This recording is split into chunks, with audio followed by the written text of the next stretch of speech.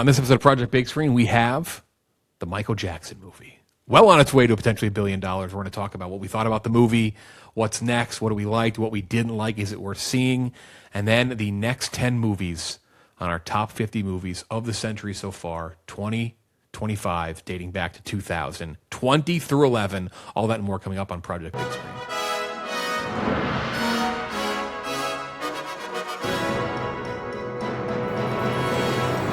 All right, Project Big Screen, episode 30. Last episode of April. We are a third of the way through the year. I had to do some math there for a second. A third of the way through the movie year. And we end the first 4 months with a big release. Big release. We got the Michael Jackson movie, a.k.a. Michael. Michael, is it going to be part one? We'll see. Oh, God. Part one of multiple. We'll talk about Michael. We have Apex, Netflix movie with Charlize Theron, and then we have our next 10 movies on our top 50 movies of the century since the year 2000. Very excited as we enter the top 20. Quite the list last week, obviously, with the big reveal that Klemmer's never seen Spider-Verse. That was easily the big moment. Have you seen it? Have you watched it? I did. I watched it. I liked it a lot. It was very good. I would not be my top 75, but it would be my top 200. It was fantastic. It's so creative. Okay. Visually impressive, really good. Yeah, a literal game changer, which I don't think you get much anymore. I mean, movies change. Some movies can change the game, but obviously it's like how many movies we had at this point that like changed the game. So glad you've seen it. Glad it's off your list. But let's get right into Michael. Discover the story of Michael Jackson. They say one of the most influential artists the world has ever known, and his life beyond the music, tracing his journey from the discovery of his extraordinary talent as the lead of the Jackson 5 to the visionary artist whose creative ambition fueled a relentless pursuit to become the biggest entertainer in the world, highlighting both his life off stage and some of the most iconic performances from his early solo career. 2 hours and 7 minutes long. Antoine Fuqua, the director, Training Day, Equalizer, Southpaw, a lot of movies, obviously. You've likely seen an Antoine Fuqua movie. Jafar Jackson, Michael Jackson's nephew, son of Jermaine, I believe, in the lead role as Michael. Coleman Domingo. I might have issues if anyone doesn't like Coleman Domingo's performance. Just a bit of a tease. I love Coleman Domingo in this. Just going to say it out of the gates. Nia Long was there on set. Mm-hmm. Miles Teller was there. You might not be able to recognize him. A transformative role for Miles Teller. Another one, someone else in the movie. I'm not going to say who else was in this because some people didn't realize it was that person. So we'll talk about that. I can't believe that. I don't. I mean, yeah, we'll get into it, but I'm confused by that. Yeah, there were people. I talked to a couple people yesterday who were like, I did not know that was that person. So I don't want to say it because if you figure it out, it's kind of fun. Going to make a lot of money at the box office. Is it 100 million potentially first weekend? Yeah, that's what they're saying. It might overperform. Yeah, crazy. 97 I saw this morning. Not particularly shocked though by that. No. Yeah, not really shocked by that because like if you went and saw this weekend, you were likely in a relatively packed theater, and there was some energy for it. Big time split. Rotten Tomatoes, 38% critics, 97% audience. Big crowd pleaser. But in terms of movie making, where do you land? 7.7, 39 Metacritic, Letterboxd 3.6. Kirk, what did you give Michael? My life, as I get older, are basically defined by moments I know I'm going to remember when I'm on my deathbed, which would certainly be like the birth of my children, the death of my parents. And for me now, like when they introduce Bubbles for the first time is literally one of my favorite scenes in any movie of all. I was in awe in the theater when it happened. Like I was pissed. I didn't realize that's what was happening. I was like, what is this? I was actually pissed. I didn't call it. And they all just stand, and he just kind of comes around, and I don't even know what to give this movie. Like, I have a feeling, I have a couple of, many thoughts about this movie. First of all, I'm obviously at an age where, to say Taylor Swift's an enormous star. But you can be, like my son Harry has no interest in Taylor Swift. He can keep her out of his life. He can watch YouTube. Like, Michael Jackson was beyond unavoidable around Thriller. Like, it's impossible to state. I don't think anybody's ever been a bigger star in the history of America than Michael Jackson was when Thriller came out. So for me, he's just an enormous figure. Same with you guys, I know, in everyone's life. He's an enormous figure. I think there's a chance this movie might become, in some ways, like a mommy dearest for generations, which is just going to become this huge cult movie. It's got that as well. From like a watchability scale, I would give it like a 10,000 out of 100. As a movie, I would give it like a 12 out of 100. So I'm trying to figure out where I'm going to bump it up. It is 2 hours and 14 minutes, I think. And it felt like a rare time, I will say this, it felt like it was about 45 minutes. That's not a good thing, by the way, necessarily. But it's like, hey, do you like Billie Jean? Yeah, I like Billie Jean. Let's watch it recreated. Do you like Beat It? Yeah. Human Nature? You bet. Off the Wall? Yeah, I love that album. It's not a movie. It's a propaganda film. Like, it's a piece of like North Korean, like, that kind of thing where he made 14 hole-in-ones. Like, I don't know what to say about as a quality of film because it's not a movie. I don't know what to do with this. It's not a movie. I've never seen anything quite like it. I'm not even getting into, I know we're going to get into this. We'll leave the controversial stuff aside because I don't even think that's really part of the conversation about this movie. You could have made this movie very easily and never addressed that and still made a good movie. I also don't believe the timeline of this movie overlaps with any of that stuff either. That's the other thing. Right, the alleged stuff. I mean, the accusations, right. Who knows? But like, there's no Emmanuel Lewis in this movie sitting on his lap. There's none of that. I remember as a kid, even as a kid, I was like, that's weird that Webster's on his lap at the American Music Awards. I'm with you. Like, to me, Coleman Domingo like got the assignment. Like, he was just having fun with this stupid role, like just over the top, just absolute like campy performance. The kid is like a good Michael Jackson impersonator. There's nothing to his performance because there's nothing to the movie. It's an empty role. It's an empty movie. It's a kind of movie where, all of a sudden, like, he's just like, yeah, oh, here's Thriller. Or the end of the movie, like, they just jump ahead to bad and he sings Bad. Like, that's the end of the movie. I'm like, what the fuck happened in the years? Like, where is anything? It's just series of moments, and I get why audience, the dumber you are, the more you like this movie. That's what I would say. Yep. Or the less curious. If you want to go see a piece of Michael Jackson, I'm sure they have impersonators in Las Vegas. This is just it with a bigger budget. So I'll give it because it's very, very watchable. It's a bad movie, but it's very watchable. I'm going to give it a 26. Mm-hmm.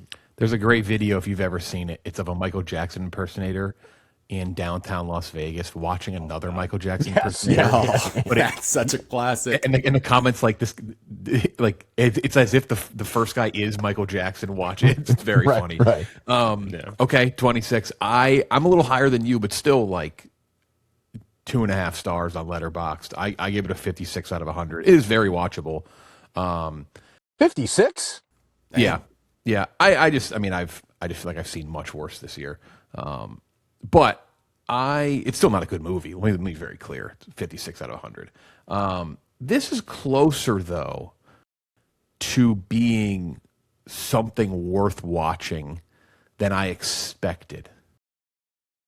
What's weird to me is that they bring up a lot of whatever. If you think they should have shoehorned in like the allegation stuff maybe later on, which I don't know how they're going to tackle that with it. There's going to be a second part of this movie, which that's not a spoiler. That's been said for a while. Michael, there's going to be a part will two. return. He'll return. Yeah, he'll return. Yeah, and he'll be in the story Doomsday. Continues. Yeah. So that's a conversation saved for that movie. I feel like more than anything. But the weird thing is, like, there's a lot of negative things that are kind of lumped into negative connotations about his life that they do bring up in this movie, and then they kind of just move away from him, right? Like, or things that are the things that kind of build into stereotypes about him or are brought up as ways to like mock him, but they don't like ever go into any depth on it, which is weird. It's like you would think they just wouldn't bring him up, right? Like they talk about, it's a biopic, so whatever. I'm not gonna whatever. We're just gonna fucking say shit at this point. I think it's just better to talk about that than beat around the bush. He sits in a chair for the nose job, right? Like they show his skin stuff, they show the condition that he has. But then there's never like any real depth added to it. Like those are things that if you were to like talk about Michael Jackson, like those are things that are considered, right? Like people would make fun of him or parody or like negative, and that they never go down the road. So it's weird to me that they bring those things up, but they never put any depth on it. It's like you would think they just would move past it and be like, hey, here's Bad, here's Beat It, here's Thriller. Like you think it would just be full on, straight, balls to the wall, nothing but positivity. But it's like they're willing to at least like mention some of these things, but then there's no depth. It's got the most title cards in the history of any movie. Unbelievable. Yeah. Like they age him up. Like you could kind of like, I don't know how dumb they think they're. No respect for the audience by doing that, by the way. Like you could pass the time just by showing him getting older and looking different. So I think a lot of people are stupid. They're going to go see this movie. Yeah. Like, there's a lot of dummies. This is the big dummy movie. I mean, it's just weird to me. I think he's really good, but but as like an imitation of it, like they didn't really give him too much of a chance to do much more than just sing and dance, which he's very good at. A little freaky. The thriller scene is like freaky, like almost. I was like, is this just like a remastered version of the Thriller music video? I'm not saying that's why it should win awards. It was just kind of just like, wow, that's kind of wild to look at. I think Coleman Domingo's good. It's just like, I don't know. It's like when I left Bohemian Rhapsody, it was like that was nothing. But like I didn't feel any like disappointment. I was like kind of disappointed by this. I'm like, oh, there was something here. Like there was like, why not do it? Why not pick like 4 songs and go in depth into why he made those songs? Like they were clearly willing. The family's behind this, so like let's not. We know this by now. The family, makes the most calls, of the family. Most, right? yeah. Like they kind of decide what goes in and out. But like they were willing to put enough stuff in here where yes, it could have been a puff piece, whatever. But like they could have put some weight to it a little bit. Like they were willing to go there, but then they just stopped. They stopped short of ever doing it. Like you'd be like, oh, they're going to go down that road, and it's like, oh, they jumped 2 years ahead. Now we're on to the next thing. It's like what the hell? It's like, well, I'll hang back on that for a minute or two. So it was weird. It was not what I expect. Like it's kind of what I expected. I kind of thought I'd be in like the 40s, 50s. So it's kind of around quality wise what I expected, but not the reasons why. I was very surprised, very bizarre, very strange. I liked a little more Bohemian Rhapsody. Both two again. The music biopic genre is just. I mean, it just is what it is at this point. Yeah, so It could be 50, good 56 though. currently out of 100. I saw one. We're going to see it again. I kind of want to see it again. So could definitely be good. I mean, it's a shame. I mean, look, it's just sanitized. Every family member.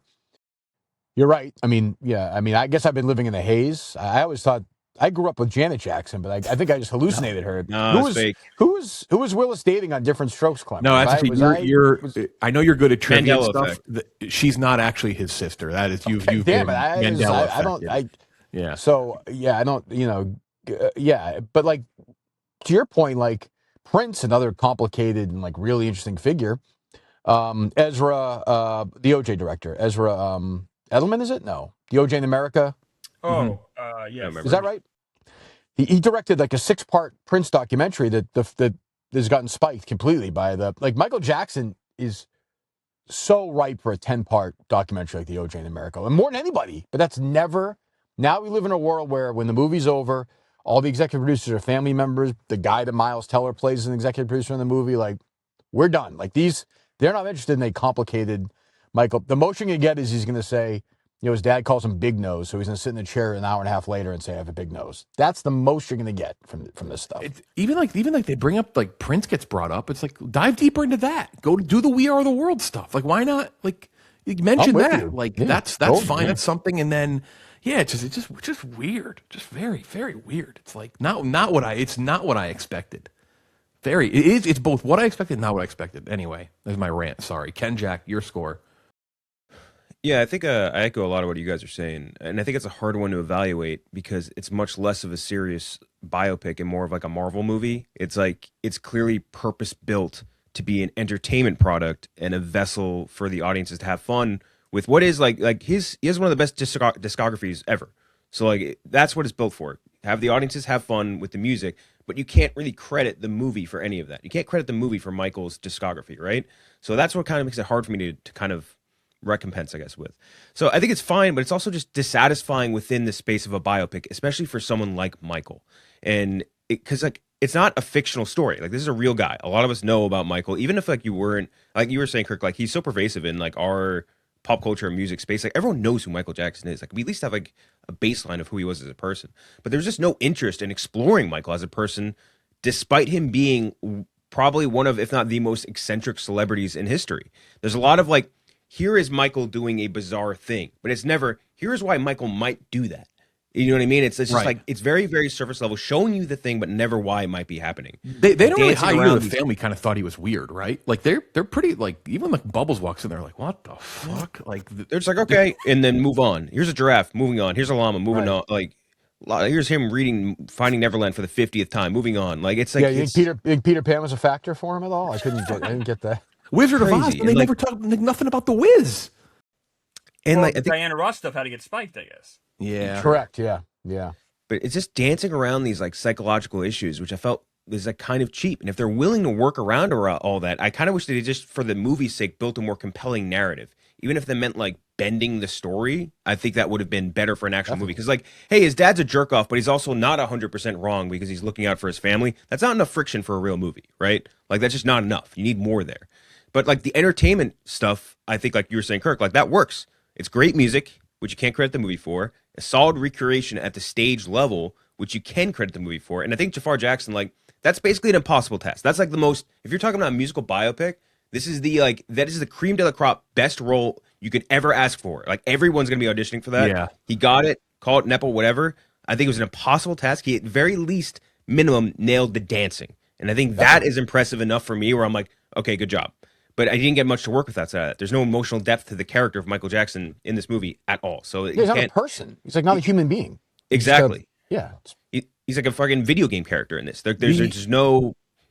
I think the music stuff again. It's like you can absolutely debate and be like, does that even matter? And I'd probably say no.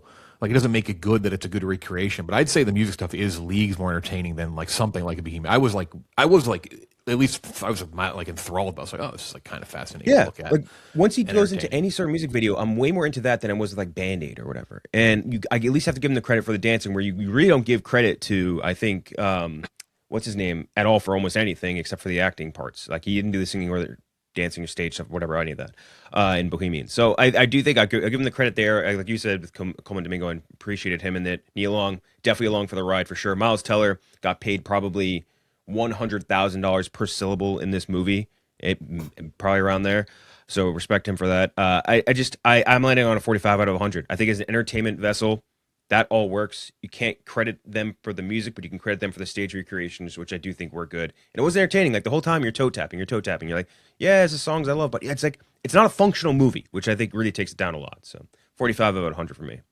They really they played the songs in full too. I mean oh yeah. Actually, when they said beat it, I'm like, man, I was like, I kind of want to hear this whole song right now. And I'm like, they'll cut it off. Now they played the whole song. I was like, oh hell yeah, whole thing. Klemmer, what'd you give it? Yeah, I mean this is not good. I give it a 38. It is like Kirk said, like propaganda. I think it's probably the best word for it. Like he's not a human being. He's like an angel. That's just this great heroic creature. There's nothing wrong. Hey, I'm bored. Time to go visit the sick kids in the cancer ward. Like everything he does is only positive and wonderful and great. And there's no, like Kenjac, you're saying there's no why to end this happening. I saw another Puff piece this year, Melania. I saw that earlier this year. And both movies use the song Billie Jean. It's Melania's favorite song. And both movies also will not talk about anything either person does wrong at all. Yeah, the music's good. Jafar Jackson's really good. I thought he was fantastic. There's nothing for him to do here acting-wise, but he nails everything. I mean, that's an impossible role to play. He's very good. The dancing's really good. Yeah, there's just nothing here. And people love it, though. You get what I'm saying, though? You feel like my weird counter to that? Like, I understand what you're saying about, like portrays them as they were willing to bring up enough like personal demons at least so that they could have made something like even like the Pepsi fire stuff, like the nose, like they brought up enough like personal thing where they could at least like build something interesting out of that. If they would have actually, nothing's ever his fault though. Like he's not like a complicated, like, you know, he's just not a complicated figure. You're right. Like, yeah, he has a nose job because of his dad, the fire because his dad pushed him this, and it's kind of like I would like some, like, you know, sorry, Klemmer, but like Billie Jean is a song he wrote. He said at the time because of his brothers, a lot of women were saying that their brothers, you know, had gotten women pregnant. And it turned out that a book had come out later to the woman that it said Michael Jackson impregnated her. And like, he wrote this like interesting, like one of the greatest songs ever written, maybe the greatest album ever made. And I forget if somebody else said this on the podcast or read it somewhere this week. Like there's real anger in like Billie Jean and Beat It. And even the way he performed. And like, where is that guy in this movie? Like, you see that empty face. I'm like, who's the guy who said like, fuck this, I'm gonna leave the family and do Off the Wall, like this crazy album. Like, where is this guy? They keep telling us he's this wonder, and Nia Long looks at him while she eats her popcorn and is kind of like staring at him. But like, where is that guy? He's just not there. This whole movie is a cartoon, and you also have on the other side Coleman Domingo just like twirling his mustache and just being everything Joe Jackson does is evil, everything Michael does is wonderful and good, and even Jeff, even the stuff like getting plastic surgery. I mean, not that that's a bad thing or anything, but like he does it because Joe made fun of him, and like everything that's happening, it's because he's just this misunderstood angelic creature. It was very bizarre. The songs are good, but honestly, just like stay home and watch the movie, the video. Yeah, it's right. Yeah. While as much as I like them, I will be fair and echo the same thing I said. Bohemian Rhapsody. People are like, oh, Live Aid was so great. Thriller's great. I'm like, yeah, well, you can go on YouTube and see the same thing. Listen to Thriller. It's an amazing album. There's nothing in this movie. I'd love to see this 4-hour cut. I do wonder if they must dive more into stuff, right? Like that must be what it is, and they were like, cut this out. That's what they say. I mean, that's what they've said anyway. Who knows? They had to pay Fuqua like $15 million to go do the reshoots. For $10 million to do reshoots, got paid $15 to do the whole movie as it was before that. Like this was a disaster, I guess. One of the victims' names couldn't be put in the movie because he had a part of agreement. Agreement was his name could never be used in a movie, and I guess a lot of the movie was them attacking the victim and kind of portraying Michael as this once again this angelic creature. I don't know. This movie, there's nothing here. Gooch, what'd you give it? Yeah, I'm at a 30. I thought this was, I mean, it's not even surface level. It's 1,000 kilometers above the earth looking down. Like, this is one of the most interesting people in the 20th century, if not like the history of America. If you don't want to talk about his controversies, talk about his genius as a musician, but they don't go to any point. Like you guys are saying, like these are not real characters throughout the movie. They are some nice performances. It feels like they're all in different movies. Like I think Jafar is in a different movie than Coleman is. I think Coleman's having a lot more fun than Nia Long is. Like these are all, like it almost feels like they are all in different films. All completely one note. Like Coleman Domingo is basically the dad from Walk Hard. Like he is just wrong kid died. Like he's just evil. He's just evil. I mean, even like they have like a monkey and a giraffe in this movie, just like Walk Hard. Like it commits Walk Hard sins in ways that we have never seen before. There's a lot of the same shit that the Springsteen movie did too. Like them rearranging the songs in order. It's like, right. Notebooks with like thoughts. Just like some of the same characters, by the way, in the Springsteen movie. Yeah, crazy. And that approach, I almost wish they had taken that approach with it, because like you were saying, Kirk, he is perfect for a 10-part doc. Like this is too much to fit. He is too much to fit into 2 hours of runtime. Like the Thriller album, the Off the Wall, like each one of those albums alone is worthy of a 2-hour movie, and we get none of what made him a genius. None of the most we see him artistically is like, we'll talk about it in a second, like uniting the Crips and the Bloods. Like that is the most artistic he gets, is like his dance routine. Other than that, like it's just him like rearranging Post-it notes on a board. It's so shallow and lazy, and just, I don't know. If I was I'm not the biggest Michael Jackson fan, but if I was, I would be let down by this. Like what are you gaining from this? That you've seen all of this before. We've all seen all of this before. It's nothing new, and it's just lesser. It's a huge letdown, but I'll give it a 30, because like you guys were saying, it is fun. It moves very quickly, and the songs are great, but outside of that, God. Great shot of Gary, Indiana in the beginning. Do you think they used a drone for that? How do you think they got that? Great CGI in the beginning. Unbelievable. Did they screen record their Google Maps flyover for that? Here's how I would have done it. And a lot of times when I don't like something, I say, I don't really know how I would have done it. I actually feel like I have the formula here. I don't even need too much negativity. If you want to make it Puff Piece City and you want to make it positive, great. But do it around, open up with the meeting they have around the fire, right? Where they're talking about what he wants to do with his career. as a solo artist. Right? He's like, I want to be mysterious. I want to have a stadium tour. I want to make small films. I think open up maybe with that. You can go flashback a Jackson 5 moment, maybe a moment. That's kind of how you establish the dad. He had some like stuff with his childhood. Then you get, you do Billie Jean, you do Beat It, you do Thriller, Beat It, Billie Jean Bad, something like that. And you do it like the Steve Jobs movie. You just take those 4 moments or 5 moments in his life. You just show me what went into each song, what got tied into it, and that's it. Like it doesn't need to be. I don't need it to win an Oscar. I don't need it to move me in a way that I'm to tears. But like put a little interesting depth to each song. What went into it? Like Kirk said, what about like Billie Jean, right? Maybe go into like the production of Thriller. Like just give me like a little more backstory, maybe behind the scenes history of those like 4 or 5 songs, and just do it that way. Like it doesn't need to be A to Z. Yeah. Have it a little more less linear. I'd have been perfectly okay with that. I don't care if they don't dive into anything too. They don't need to make him out to be a villain or like whatever. But that would have been interesting. Like break down those songs, iconic songs. That would have been my preference. There's a guy who, like outsmarted Paul McCartney and bought the Beatles catalog. Like this is a savvy, what's the business help? But like, McCartney told that story. Like Jackson worked with him. You wouldn't know that from this movie. But, they worked together and then, he became a very shrewd, very smart business. Like he knew the business of music, which that first Teller scene, I think, is very strange.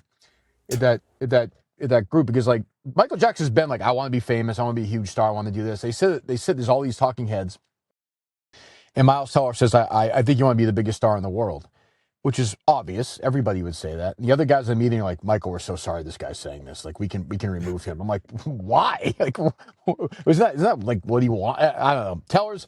When I first saw Miles Teller was going to be in it, he had that like crazy hair. I was like, oh, he's going to give a batshit like fun performance. He's fucking got nothing to do. Nothing. He just sits there. He carries Mickey Mouse into the hospital. He brings Mickey Mouse. He doesn't get to play Twister with Bubbles, but he brings Mickey Mouse into the and then the Mike Myers cameo is, just so fucking what's it? Linda Richmond, was that her name on SNL? Yeah, right. Coffee Talk. Yeah, that's what he's doing. He's like literally doing that. Is that all he does? That was like cameos and like movie. Is that it? Like is that what Thing since Tarantino, yeah, basically. Yeah. Jeff, you mentioned the Steve Jobs movie. That movie at least was willing to have its protagonist have complicated issues. That's the problem, Jeff. It's like the Jackson was never going to let this stuff happen. But again, I don't even care if they don't let it. Like, just give me something interesting, and like the backstory of those songs is at least interesting. I don't care if it's a puff piece. I don't even need that from Steve Jobs. But like, I'd at least rather that. Like, that doesn't like if that's what it is, that's what it is, right? But the problem is like the backstory of Billie Jean though is like something the Jackson family will not want to tell. You're cutting out, Kirk. Hold on. We have technical difficulties here for a second. Sorry if that's like a jump cut if you're watching it. But Kirk just brought up a point too, and Gooch said it too. It's like the second. I mean, I think it's pretty clear what the second one's going to be, right? It's going to be very clearly about how he died and who to blame, because they mentioned painkillers in this first one 90 times, right? Like it's almost like a wink and a nod at the camera. They show us like the little drip that's going like in the I love propofol, John Breaker. I love propofol. And he is a bad guy. Like he should be treated. Coleman Domingo should play both roles. Because he'd be great in that role. God, that'd be awesome. Great in that role. Like, just go all in. Just fucking go all in. Yeah, I mean, but it doesn't matter. Like we always say, this movie's going to make so much money. It's just, It made more internationally. It made 97 here, and it made like 115 internationally. So yeah, that doesn't surprise me one bit at all. Hey, that's great. Rising in that sense, great. Whatever. Yeah, absolutely. I mean, my theater, I don't know about your alls, but my theater cheered at the very end. Like they stood up. No, we didn't have any cheers in mind. No cheers. Everyone was pretty raucous when the music started. I would say for sure. Like everyone's toe tapping, getting. Yeah, this is one of those ones where box office success is very good, because I do feel like this gets a lot of people into the theater who are deaf. Like Mario's one thing. Like you're gonna take your kids to go see a movie, right? Like whatever. Like I don't think you're gonna pick up too many like brand new. Like I do think it's gonna bring a lot of people into the theater who haven't been in a long time. So hopefully that gets them in and gets them to stay. So whatever. In terms of that, that's great. I don't know, like whatever. But yeah, this isn't very good. I was entertained. Definitely factors into my score personally. I was entertained enough, whatever. But I'm more disappointed in this than some other music biopics, because I actually like this should have been better. Like this is a disservice to an extent. Like this should have been better. and there should have been a different way to do it. And I don't know, just this genre is washed, as the kids say. I just like the thing is though, it's like what I don't know, like when these things are controlled by the estate and controlled by people, like you're never gonna get. Yeah, it's over. Yeah, well, with the exception of some Elton John, right? Like Elton John was like, let's make a musical. Fuck me up to paint me out to be a piece of shit. I don't care. But that's so Johnny few and Cash far between. did it too. Johnny Cash wasn't like a flowery. But again, that's like it's every 10. There's maybe one where someone's willing to like go there. Yeah, but you see that's what's going to happen is we're going to get all these artists where it's like they're not going to be on the level of like with Michael again, one of the most eccentric, interesting dudes ever. But like instead, we're going to get like fucking Robbie Williams, who's like the guy who's going to be willing to do something crazy with his documentary or like something like that. And like people who are not as interested in them are going to be the ones most willing to like get rid of the red tape. Not to say Elton John is interesting. I appreciate him doing that, but I don't even feel that you need to with someone like Michael.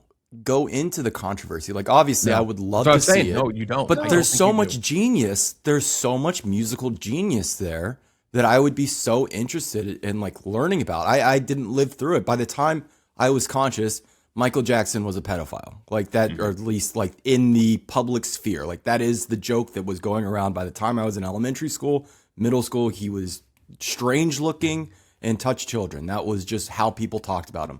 I would love to have like learned what that genius looked like in the moment, but instead I just get to hear his songs, which I've heard a million times. Like that does nothing for no one.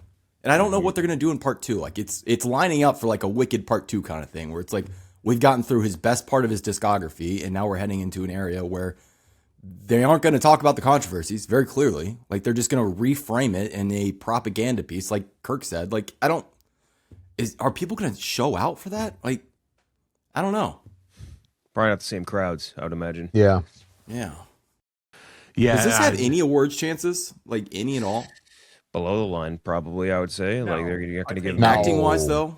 Like, Coleman Domingo. No, God, no. But Coleman Domingo very clearly signed up for this thinking this would be an Oscar winner for him. The reviews are so bad, though, I can't imagine.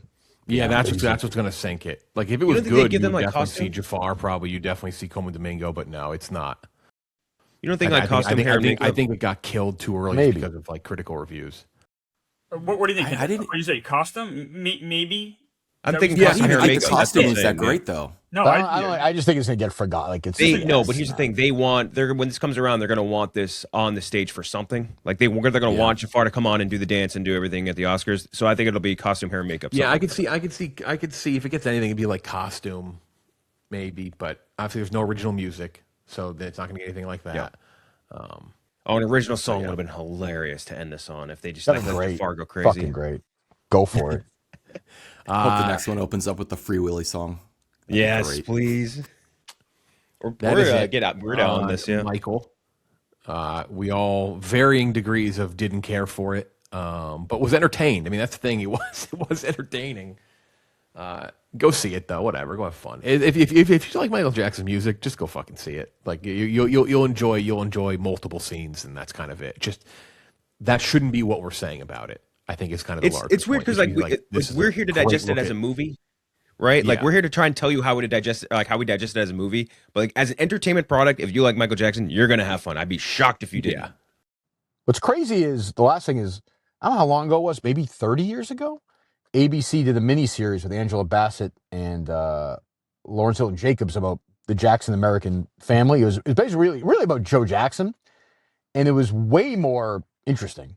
Like it was based on the book. It was really about him, and it's actually it's on YouTube. It's worth watching, and it's funny how much more sanitized something gets 30 years later. Mm-hmm. But yeah, it's actually a pretty good look at him as a character. Because like I also think like not to get too, we'll move on in a second, but like if like Michael Jackson's mistakes are because his father was a monster, well, his father was a monster for some reason too. Yes. And it's kind of like sometimes, and I know you can't, then you go all the way to Adam and Eve, you keep doing that, but like, it's kind of like, well, I'd like to know why he was like that. Sure. Mm-hmm. Like this guy, say what you want about Joe Jackson, like literally built like the Jackson 5, which is like Michael Jackson is like Mozart, of course, but like, This family had, if you ever seen the Jackson childhood home, they made that house, like, they had no money. And this guy did this for a reason, and they never give him a scene where it's like... They explain why in the movie, Kirk. He said he doesn't want to work in the steel mill anymore. Right. Yeah, right. That's all it's kind of like... It's kind of a movie where it's like, it's a montage. Like, oh, they're yawning and getting on the bus and doing this and doing... It's kind of like, well, there's more than that. But anyway, I don't know. It's worth watching. It's on YouTube, that miniseries. Like, not even just those other brothers, and like Janet was also a megastar. Like he raised, like, it's yeah, true. Good point. Joe Jackson, to your point, like, he's his own movie. Like, he's a King Richard. Like, you can do that with him. Yes. Like, yeah, that's a better movie. That's a great point. That's a better movie. And probably, I mean, they don't want that movie, of course, but like, it's funny, almost like in like his grave, there's still the family. Like, yeah, he's a bad guy in this movie, but they're still almost afraid of him.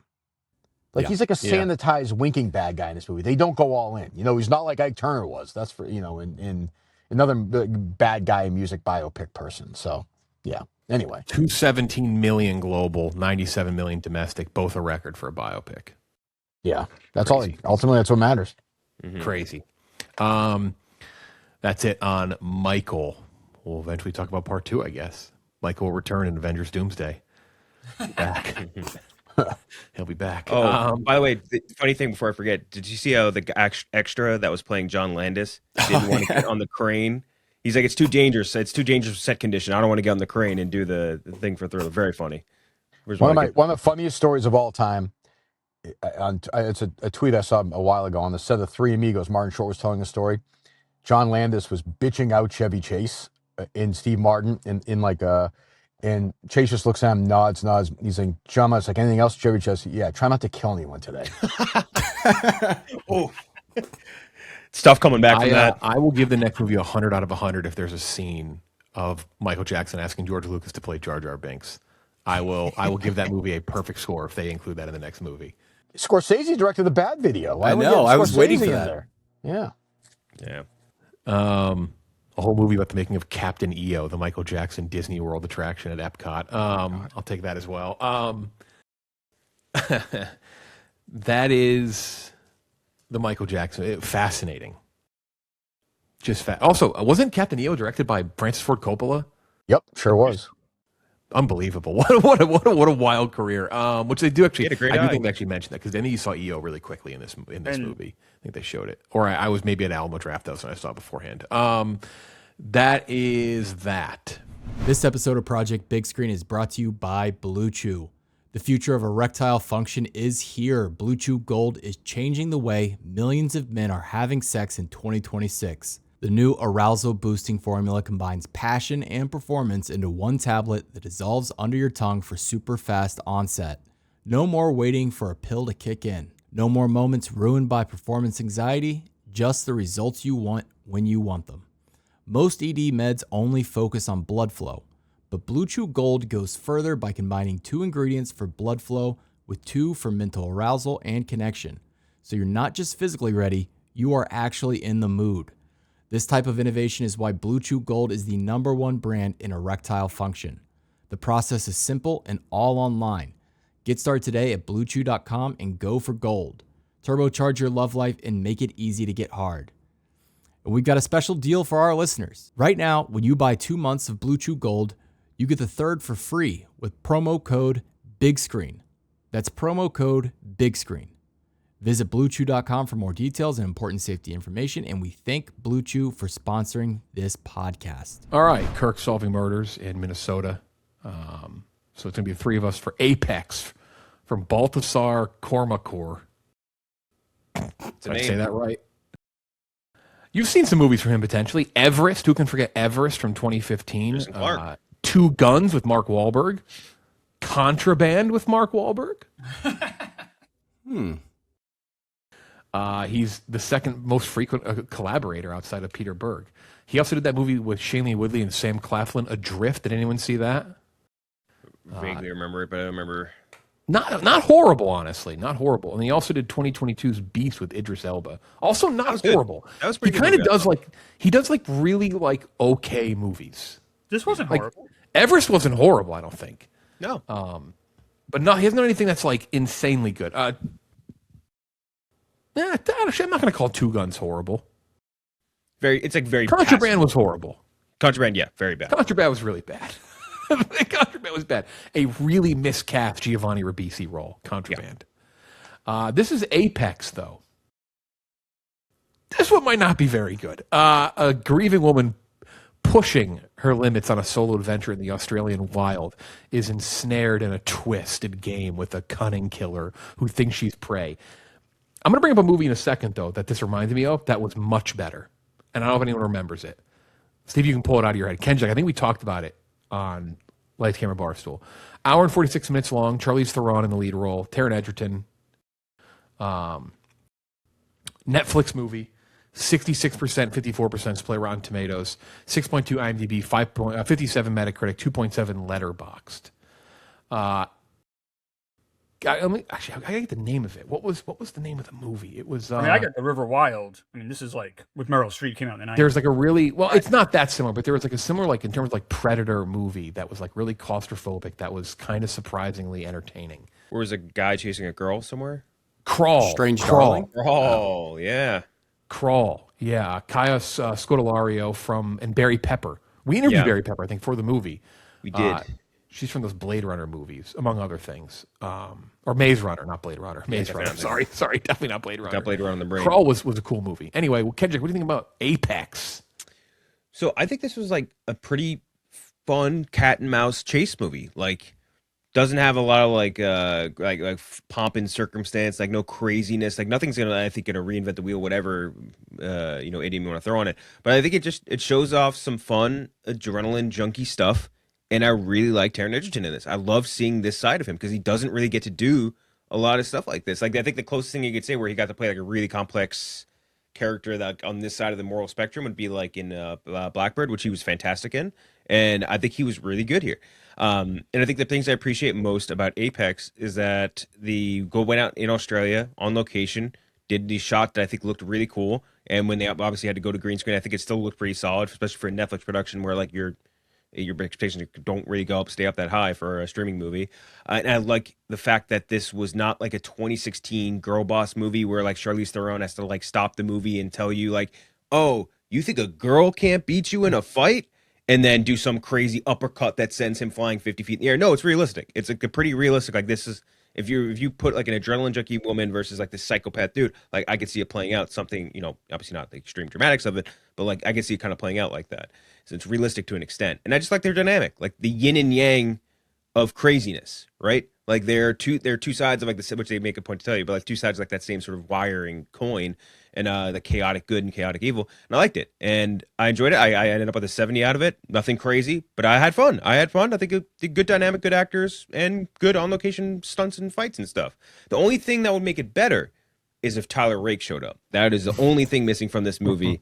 Was Chris Hemsworth as Tyler Rake showing up and saving the day. But other than that, really, I had enough fun with it for a streaming movie to get it over that, which we talk about a lot, Mendoza line, whatever. Gooch, what'd you give it? Yeah, I'm at a 60. Pretty shocked by this. I think it's really great in terms of streaming. It's thematically pretty flat, like when it tries to really touch into something. I think it doesn't really land, but to Kenjac's point, the adrenaline junkie stuff really works for me. And Taron Egerton, fantastic. We got to get him into a real movie here soon. But this really showcases just kind of like what a talent he is and his range. I think he's completely menacing in this and really steals the show. I think Charlize Theron, a bit miscast because I think maybe, and this is maybe unfair, but a younger actress would have worked a little better here.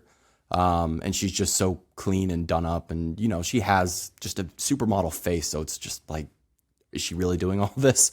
And I think like when it does go practical, I wish they really committed, because it seems like they did make a big effort to shoot on location, do a lot of these practical, X Games, I don't even know what to call it, extreme sport kind of stuff. I think they do a really good job when it's, in frame. The CGI, when they blend it in, I think looks terrible, but it isn't too much of the movie to derail it. So I had a really fun time with this, and it's taut, it moves quick, it's not too long.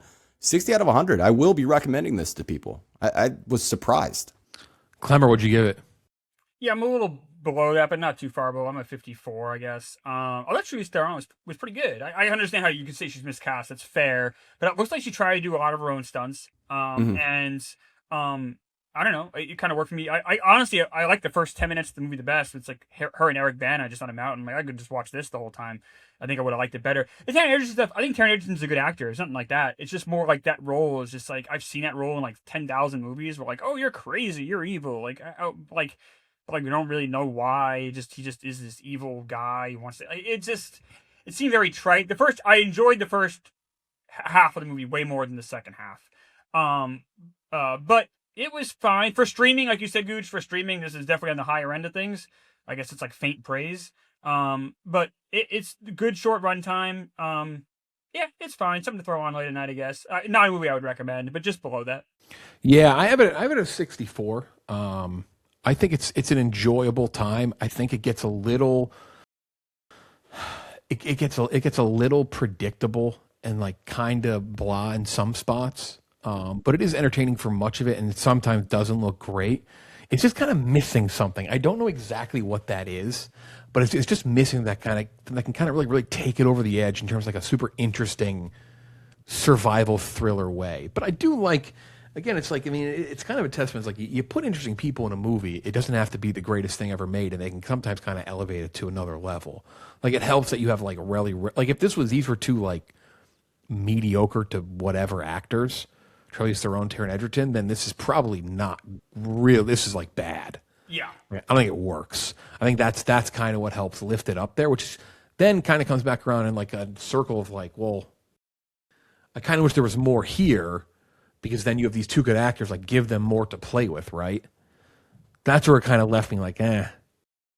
Same. But it's a tight movie that doesn't overstay its welcome. That's the other thing too. It's a little longer, and this thing also starts to bogged down bad, but like decent enough for like a Netflix release, like better than a lot of the shit they put out.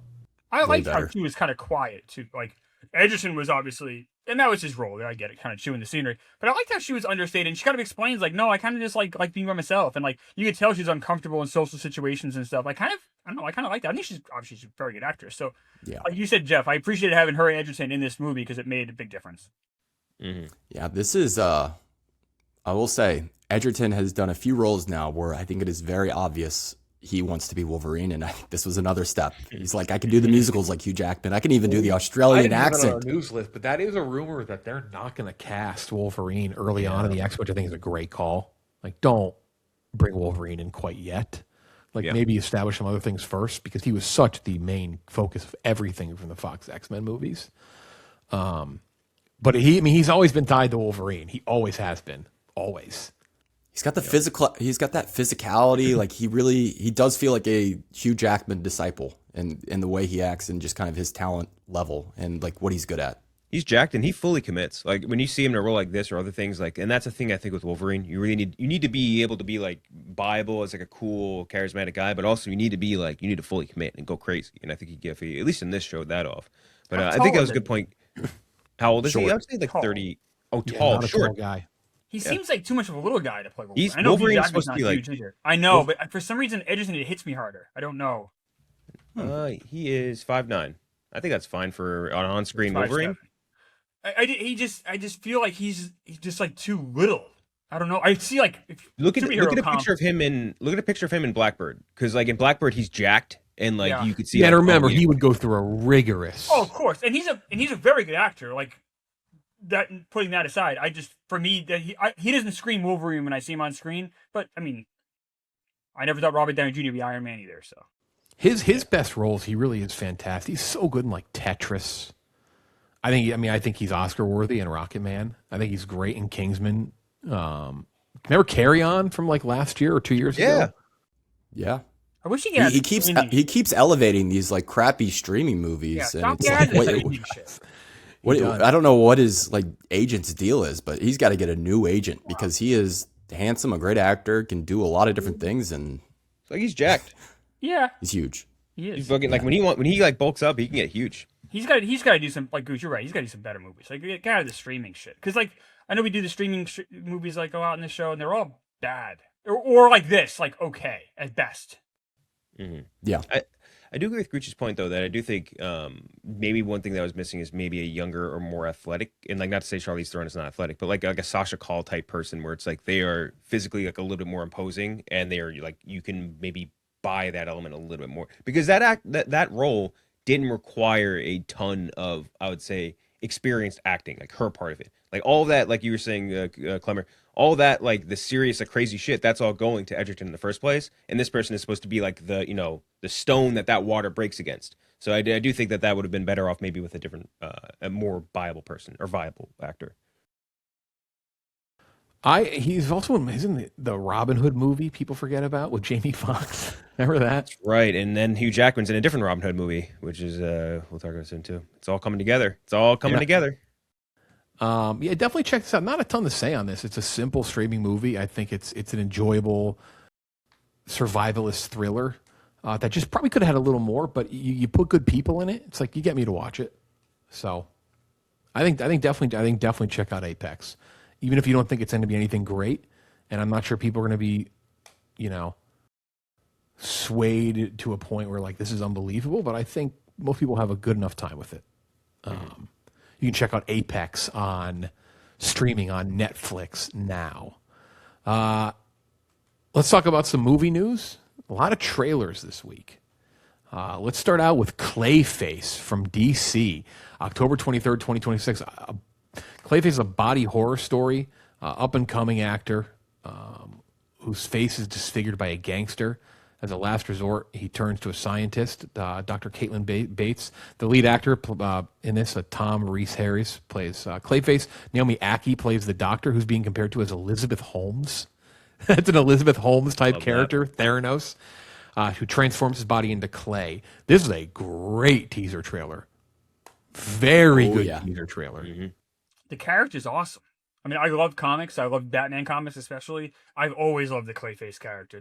The animated series does a good job with the Clayface character, but there's a real haunting element to this character. It's a very sad story.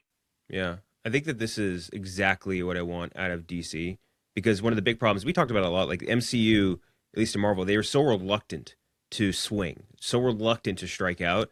And I think that they're like, just like variation, right, between some of the Marvel projects. But like, there's nothing that has ever gone too far from like that singular line.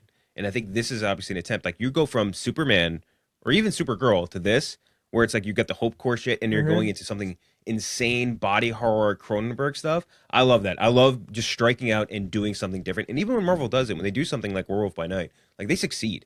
So I really appreciate them at least attempting, even if it sucks, whatever. I appreciate them making the attempt at it. And the crew here, it's co-written, Mike Flanagan and I think Hossein Amini, or I don't know as well, but Mike Flanagan writing this for DC, I think is incredible.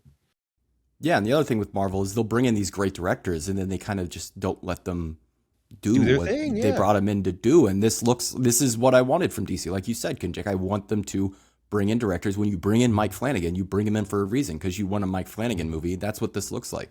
Not my favorite director, but this looks just what I wanted. Like exactly what I wanted. Such a great character, like you said, Klemmer. The animated series is what I'm most familiar with in terms of like his story, and this looks like it's going to do it justice. It's such an interesting character. No chance we see Batman here, right? Like there's no chance. I sure hope not. This would be a really weird spot to introduce. It's just weird. It's weird to have a Clayface story. I don't think so. I don't think that's what James Gunn has in mind for. But it could be wrong. They might mention it. I imagine that we've already known about that too. Like if Batman was in this, I'm guessing. Yeah. But it's just weird to have a Clayface story and no Batman. And the trailer shows it takes place in Gotham, so I don't know. Next trailer comes out October 23rd this year. Very excited. Coyote versus Acme. Finally, this was a tax write-off movie that they're finally releasing. After every product made by the Acme Corporation has backfired on Wile E. Coyote in his pursuit of the Roadrunner, down-and-out human billboard attorney Kevin Avery represents Coyote in a lawsuit against Acme. A growing friendship between Coyote and Kevin motivates their determination to win the case as it pits them against Buddy Crane, the intimidating boss of Kevin's former law firm, who now represents Acme. That is played by John Cena. The buddy Kevin is played by Will Forte. Lana Condor in this as well. Tons of Looney Tune cameos. Foghorn Leghorn, big role. Bugs Bunny's in this. There's always been a long rumor that this is like really good. I need to see it to believe that. I didn't necessarily love the trailer, but I also am not sure something like this translates well to a trailer, right? Like I could see this like trailer being like mediocre movie maybe hitting. I would laugh very hard if the movie was like complete dog shit and people just fought over it for years. It would really suck. You gotta release it, and then it's just like ass. But I want it to be good. I want it to be good. I trust Will Forte. Like I really like The Last Man on Earth. Love Will. Yep. obviously Nebraska's incredible, but he is the one who's been really pushing this. He's like, this. I think he had a lot to do with behind the scenes movie as well as starring in it, and he's been advocating for this nonstop. So I'm excited. Yeah. Listen, it's a catch-up entertainment release. It's a catch-up entertainment, baby. Yeah. Save the day. It's true. God, one of the funniest release. Like they just keep buying like the Looney Tunes movies. They don't get picked up and distributed. It's so funny. Yeah. The one this last year was good. The Looney Tunes movie from last year was very enjoyable. Yeah. Very enjoyable movie. I love the Looney Tunes. I wish they were still like Warner Brothers just completely pushing them to the side makes no sense. Like those characters still play. Like that type of comedy is just endlessly watchable. People don't want to do slapstick anymore. It sucks. They don't want everyone. It's more like social deficit disorder shit, like little mini jokes. They just have someone hit someone in the head with a hammer. That works. Yeah, it works. July 10th, 2026. Evil Dead Burn. A woman seeks comfort at her in-laws in their remote house when she loves her husband in a car accident. Loses her husband, not loves her. Jesus Christ. However, after this, the discovery of an ancient book, the family reunion becomes a hellish nightmare. Horrendous teaser trailer. Lazy, bad teaser trailer. If you like the Evil Dead series, this is a bad trailer. It almost felt like it was a fake. Why do they do this? Like, was this a real trailer? Or was this like a fan-made trailer? Like it almost seemed fake. Did we get duped? Maybe we got duped. Because like it didn't have a ton of views on it, and I haven't heard anything about this trailer dropping. Maybe we got duped. Maybe we got fucking duped. The Evil Dead franchise. How do you guys feel about it? Like post Raimi. They had the one that was decent from the director we reviewed 2 weeks ago, right? Yeah, but it's just so different. It's almost a completely different franchise. Lee Cronin. Lee Cronin, sorry. Yeah, Lee Cronin's Evil Dead. Who's directing this one? Evil Dead. How do you not get Lee Cronin back? What is he doing? He's doing Mummy. But like, come on, this is by Sebastian Vanecek. Vanecek. They should have held out for Cronin. Spider-Noir, much more extended trailer. This is the Nick Cage black and white Spider-Man series spinoff of Spider-Verse, sort of. They can't use the same name, so it's not. It's Ben Reilly is the character's name. Ben Reilly, an aging, down on his luck private investigator, grapples with his past life as the only superhero in 1930s New York City, the Spider. When an exceptional case comes his way, Reilly must become the Spider once more. Again, they can't use Spider-Man stuff. So it's going to be a little weird in that sense. Nick Cage in the lead role. Laura Morris is in this movie. Lee Jun Lee plays Black Cat. Abraham Popola plays Tombstone. Jack Houston plays Sandman. Brendan Gleeson plays Silvermane. So a lot of characters that I don't know if they'll say their names or that they're based on. It's in black and white, but you can also watch it in color. No offense, if you watch it in color, you're a fucking loser. You're a loser if you watch it in color. I'm just saying it. Just it is what it is. No argument. The fact they're even offering it is pathetic. Like, just offer it in black and white. That's part of the charm of this character. We'll see though. I don't know how this is going to be. I could see this being terrible. I watched the first 2 episodes of it. We got them, and I forgot to watch. I think they expired. Yeah, I watched the first 2 episodes of it, but I think we're still under embargo, so I can't actually say anything about it. Okay. I want it to be good, and I hope it's good. I'm very excited to watch it, but I could also see it not working. Yeah. I watched in black and white. It kind of leads to what Gooch, you last week said why Spider-Verse works so well is because you can take people who don't typically play these types of roles and characters and make them cartoons and make them animated, and they work. And now this is the exact opposite of that.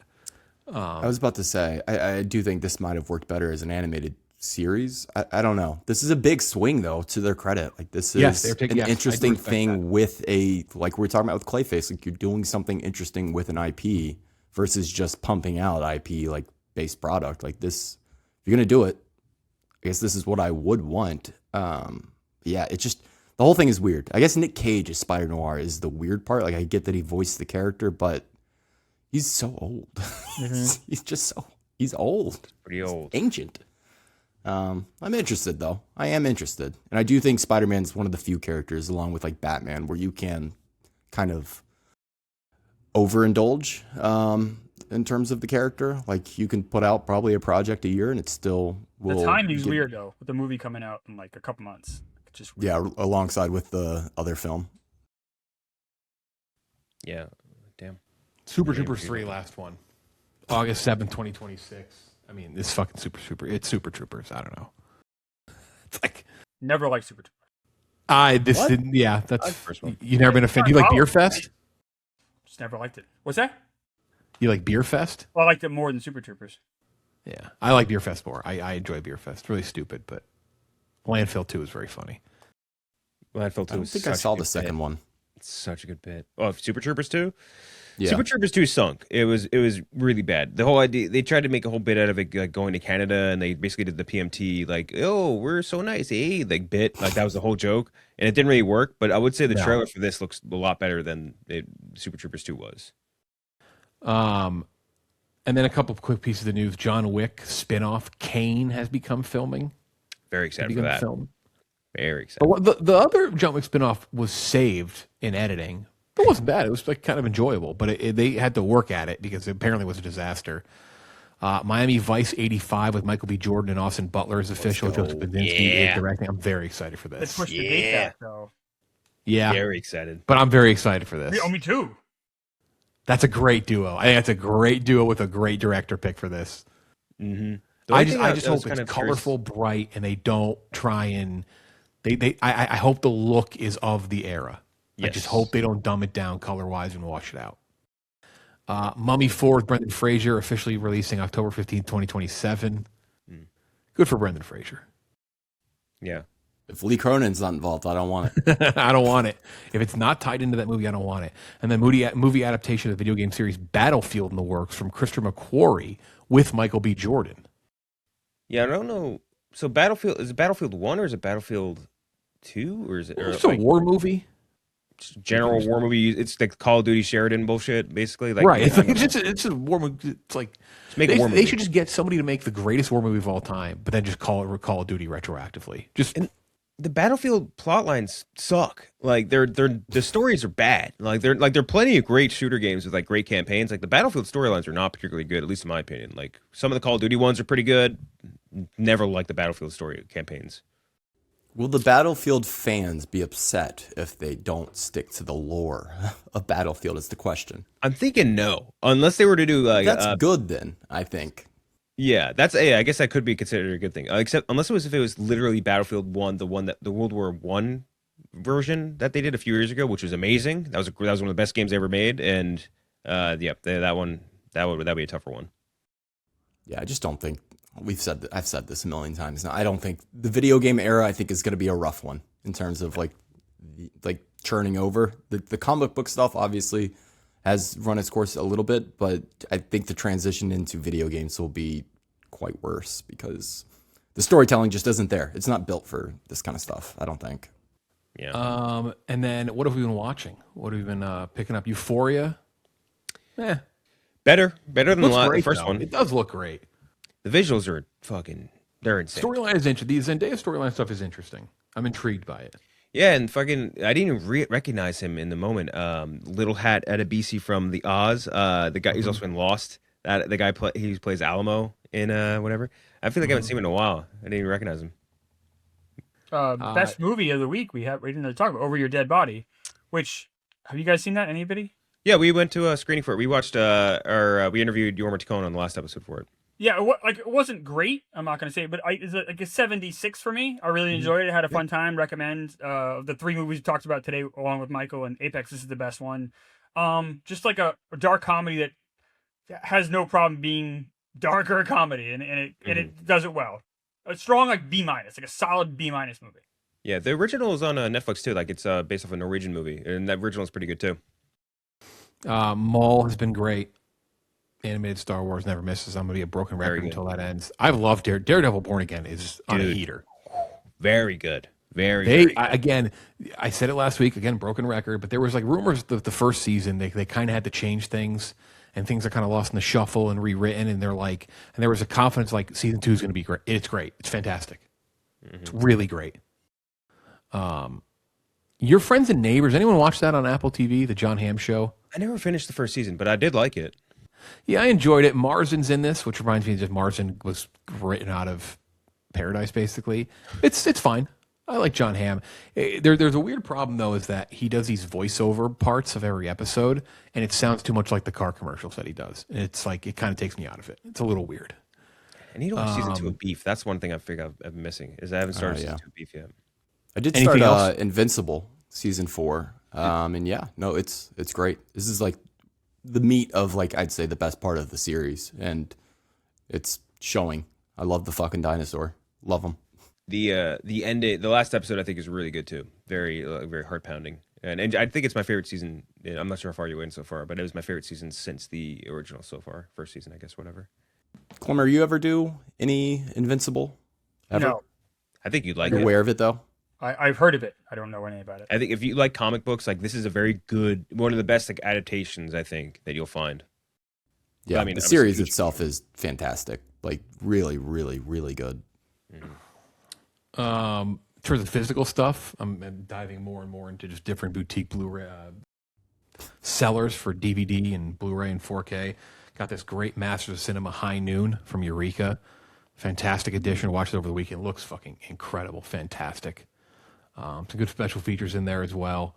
But it's a really great transfer there. Also, kind of bought some stuff for the first time from Shout, which has a good collection of movies. Shout is a great We got one. Fargo on the way. Got them all with the slip covers. Got Ace Ventura, Pet Detective. Got Clue, which is great. Oh, nice. This looks fantastic. Look at this one. Point Break. Got Point Break as well. Best from movie of Shout. the 90s. And then Red Dawn. Banger, back-to-back Red Swayze Dawn. bangers. So yeah, just some really cool, fun ones from those eras. And then lastly, Hong Kong Cinema Classics.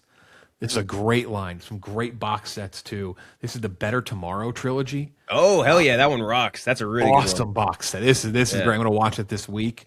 Hard Boiled, John Woo. Banger. They come with great cases to really nice stuff. Great artwork. And then, of course, The Killer. Yeah. The Killer's come out. I think Arrow. There are a couple other different distributors that released it, but the Hong Kong Classics one looked great. I was like, you know what? Fuck it. I'll get it. I'll get it in that sense. All 4K. Yeah, this is a great line. Which version of The Killer did you get? The new one? The new one. The better, in my opinion, obviously. Of course. Yeah. Is it Gareth Evans? I think has a company that does a lot of these Hong Kong classic ones too. That are just really good. It's like something 88.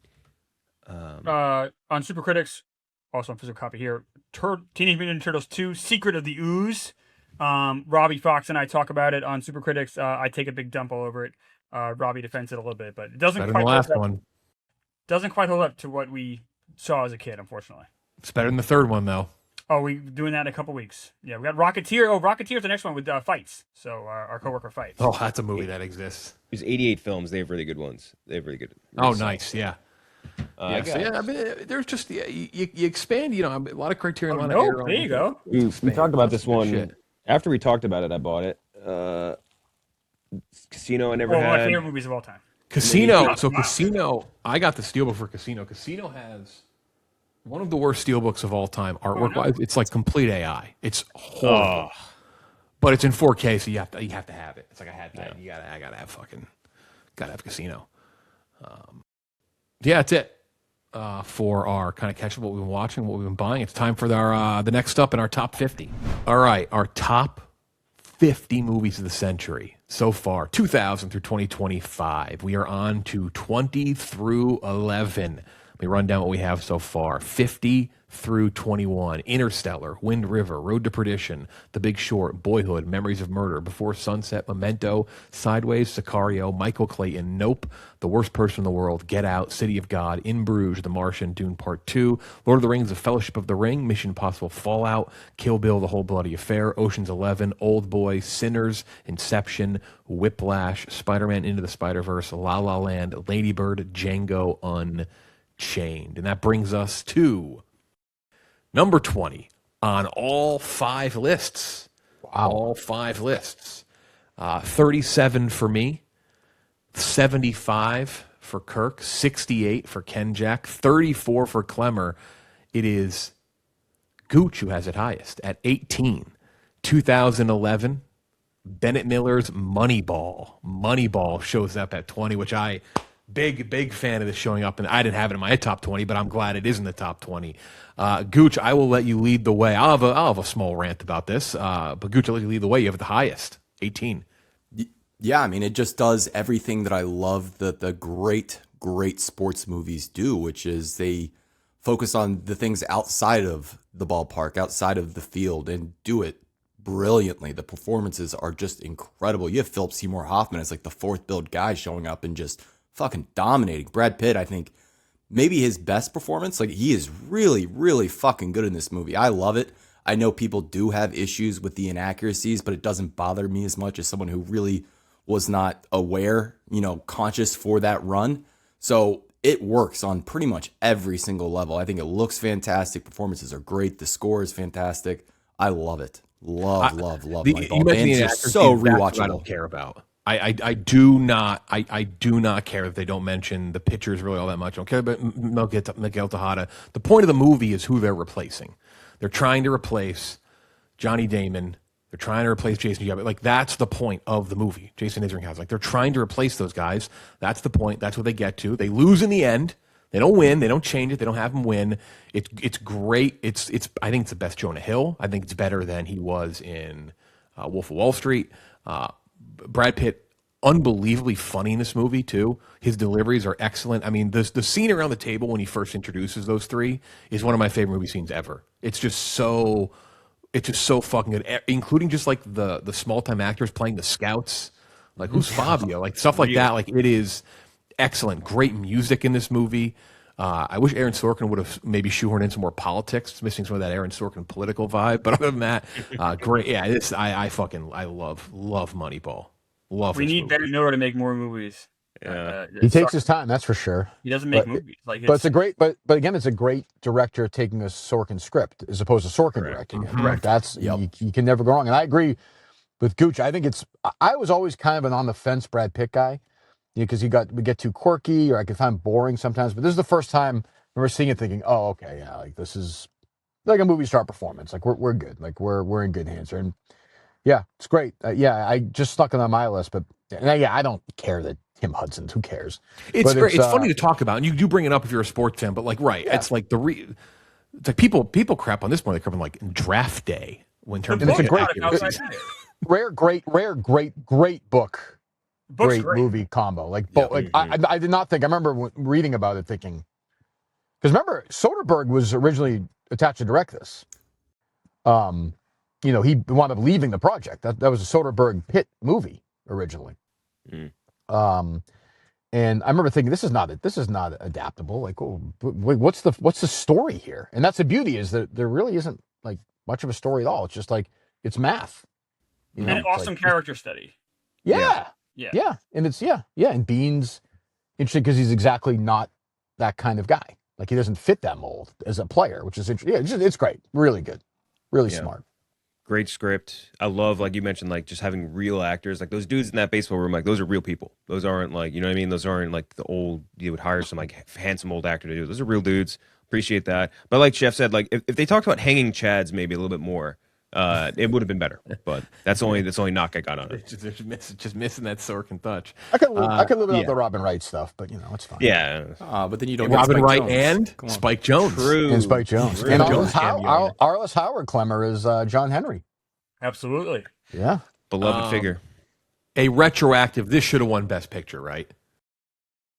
What was we all agree on that, or we Gravity? The artist should have won. The artist won. The Descendants. No, Jesus Christ, yeah. The artist won. The Descendants, Extremely Loud, Incredibly Close, which one of the all-time worst nominees of a Best Picture. The Help, Hugo, Midnight in Paris, which I could make the debate Midnight there. In Paris. I do love Midnight in Paris.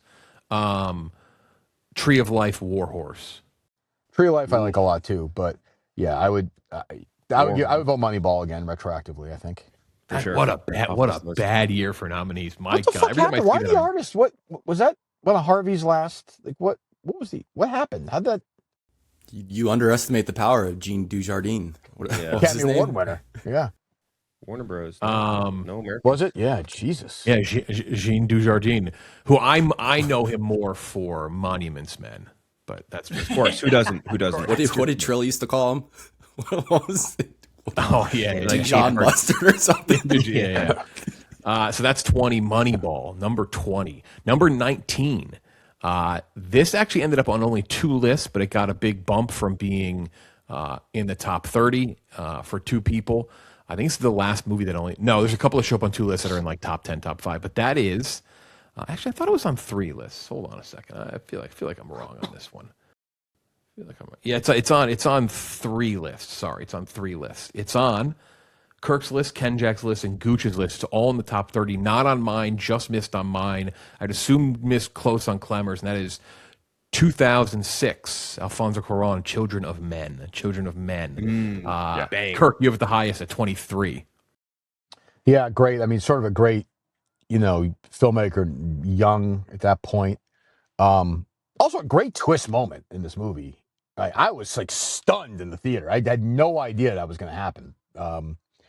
It looks great. Again, sort of like I think we talked about this as a guy we thought was going to be a great star and just kind of, and just a great fast feel to it. I remember being in the theater, like I was like, this movie is fucking alive, and it kind of is. I think sort of faded away in the last 20 years. I don't hear anybody talking about this movie really much at all. Like it's not. I'm glad it's on the list. When I listed it, I thought, I don't know. I assume Klemmer had never seen it. No, I've seen it. I looked it up. I wondered. I did wonder. I'm like, I wonder if Klemmer hasn't seen it. So I'll throw something out here. I've actually only ever seen it one time. Yeah, it's great. I mean, it's not a movie. It's not a movie I revisit a whole lot, but it's. You said, Kirk, it was like it's kind of been forgotten. I feel like when it came out, it kind of didn't get a lot. Like it was just kind of. I feel like almost it's got more over time. That's fair. Yeah, because it really didn't land. It didn't do much. But there's all those movies you're telling people about. Like you got to go see this. And like, what is it? Who? What? And it's Julianne Moore. Like, but it's really terrific. I mean, it's my favorite of his movies. Mm-hmm. Yeah, I'm right there with you. It's one of my favorites. I think of the 21st century for sure. It's one of those things where like you recompense like where the movie is versus how much you like it. I love it. There's so many great scenes in it too. Like Michael Caine shows up and just crushes it. The scene where he's talking to like his cousin and he's like, "How do you look at what's happening in the world and just like not even think about it?" Or not even like worry about it. He's like, "I just don't think about it." Like there's so many great scenes like that, and a lot of young actors that I think went on to do great things. Like Chiwetel Ejiofor, smaller role in this, goes on to be huge. I think Garrett Hudson or who's the guy from Sons of Anarchy's in it. Like Garrett Hedlund? No, not Hedlund. It's the guy that was in Sons of Anarchy's in it. I think is whatever. But yeah, he's in it. Like a bunch of younger actors. Charlie Hunnam. Yeah, sorry. Charlie Hunnam's in it.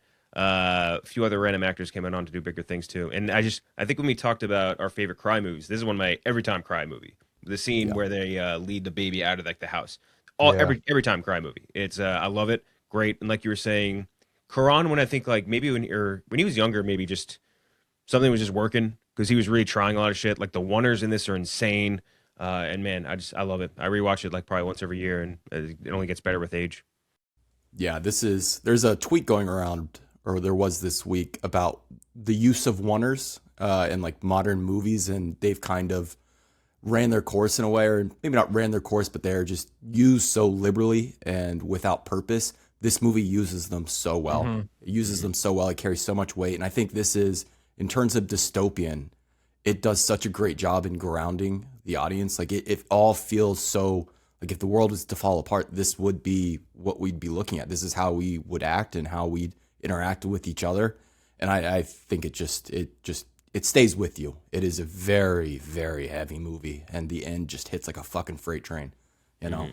Fantastic. If you've never seen it, like you guys were saying, it does fly under the radar. If you've never seen it, absolutely watch it. Yeah, 200 Men, I think, again, I've only seen it once, and I definitely think it's really good, but that, I think it belongs definitely in the top 20. For sure. I think it's a good spot for that at 19. 18. This is on my list, Kenjac's list, and Klemmer's list. Very high for Kenjac, 11. 20th for me. And that is 2016, David Mackenzie's Hell or High Water. I love this movie. One of the best third act turns in any movie on this list. I sat up I remember sitting up in my chair. I was engaged to begin with, but I remember like sitting forward when that shit happens in that movie. When that bank scene happens, you're like, holy fuck. You're like, what on earth? And it was good going into that, but then it just hits a different gear. All the performances are fantastic. It got love in terms of award nominations, but I think probably deserved more wins than it got. I will always cape for Hell or High Water. Mm-hmm. Jeff Bridges is incredible. and just perfect. And it probably the best Chris Pine and best Ben Foster we've gotten. Ben Foster's really good in a lot of stuff, but it just works fantastic too. You feel the bleakness. You feel at the time, like especially some of like how the downtowns are so run down. You felt like the economic kind of peril there. It's very good. It's fantastic. Yeah, I think it's like one of the best neo-westerns ever. Just like getting that like feel of an old western into the modern world takes tough, and I think they did. Sheridan obviously was the best. Maybe he's just done with it now, but he was just the best at it. And like you're saying, definitely the best Pine role in my opinion, best Pine performance.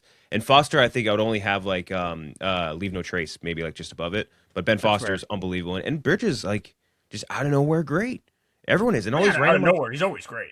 Yeah, but it's like I don't know for I guess maybe this specific type of role, maybe like old fucking West guy like this, and I guess True Grit, right? Are the big two ones, but I think those are both really good. I really enjoyed that. I think it was shot beautifully. David Mackenzie, I don't know where that David Mackenzie's been, but I miss him dearly because this movie was beautifully shot, well executed, and like you were saying, that third act is insane, really good. This is the type of movie that almost feels like it could have been released in 1970. Like it feels like a relic of the past that we just close on your list in Gooch 2016. I mean, all three of those that Sheridan Western trilogy would probably land in my top 125. Like that's easily. I mean, I have the trilogy right behind me. I love it, but not far off. Yeah. I don't like as much. I like it. I actually don't like Bridges in it. That performance didn't work for me, but yeah, I like it. I like it. Ben Foster should have got a nomination for this movie too. Yeah, he's excellent. Yeah, he's excellent. So that is Hell or High Water at 18. Next one is very interesting. It's on 4 lists. It's on 3 top 25s. It's 75 for me. It dropped a little bit upon rewatch. Still love it. Don't get me wrong. Not on Kirk's list. I'm very curious if we read this list in 10 years where this would land. And that is last year's Marty Supreme at number 17. Oh, fuck out of here. 20th for Kenjac, 22 for Klemmer and Gooch. I had it at 75. Klemmer, I'll let you lead this one. I love this movie. I love the frenetic energy. I guess we talked about it. I mean, we talked about it a ton in the show. But I like that Uncut Gems kind of anxiety. I enjoy that. Chalamet's performance is incredible. I still think he should have won Best Actor. Michael B. Jordan's great, but Chalamet was better. I love the different characters. I just appreciated the ride. I could have done an hour more of this movie. I just liked hanging out with this character and seeing how much his ambition would drive him. And I love how in the end he realized like what truly was important. I don't know. I really love this movie. Mm-hmm.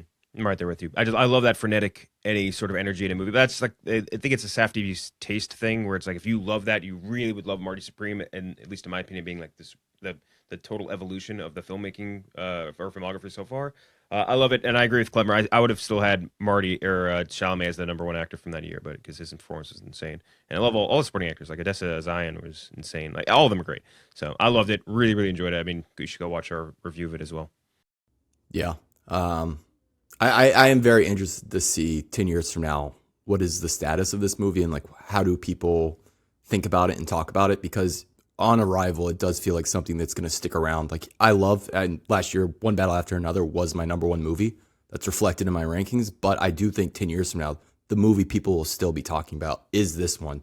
It's the performance. It's the energy to it. There's so many great lines and moments that are already kind of, seeping into like conversation and just how, even like just meme territory, stuff like that, which, isn't part of the quality of the film, but does kind of speak to like how iconic I think it will be. I loved it. I really did. I don't know how they're going to follow this up. It's going to be tough.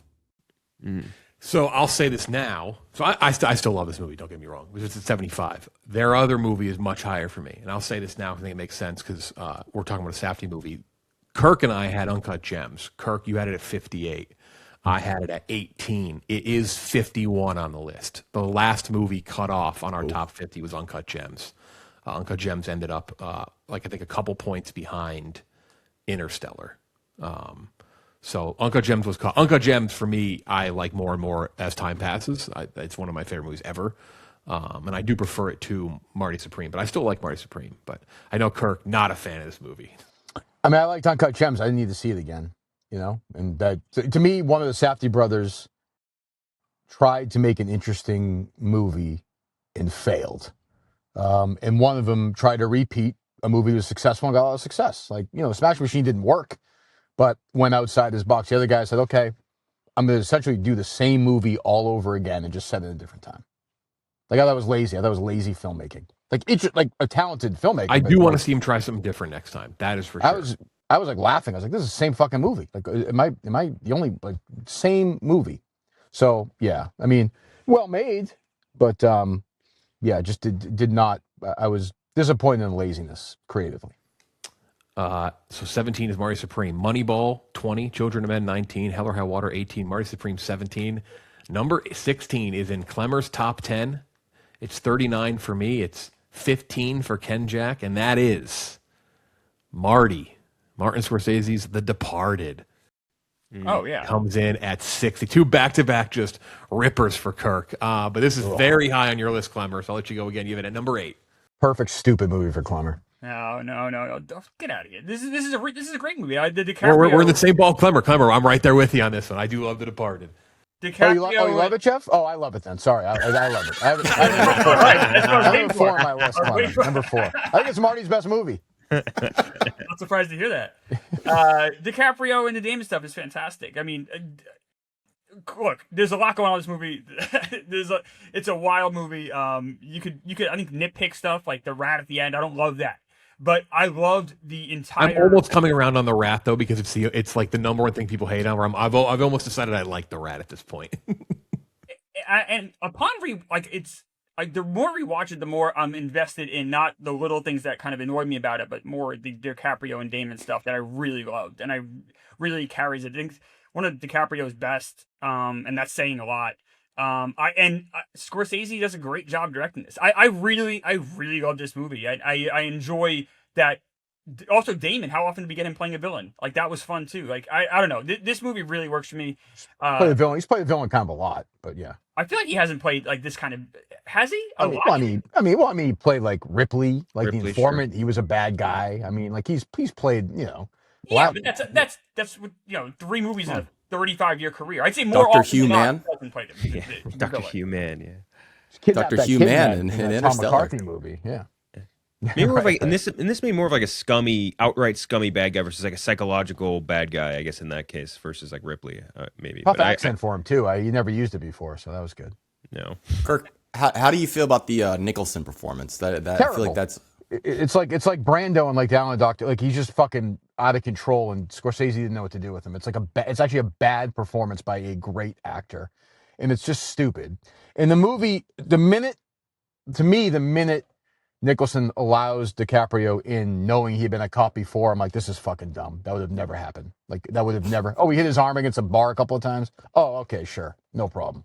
It's just stupid. It's lazy. It's dumb. Wahlberg is so miscast. That's like a role of like a 60-year-old. Like, why is Wahlberg like partners and like Martin Sheen? Like, what? Like, it makes no sense. Like, it's Martin Sheen, I love. His accent's horrible.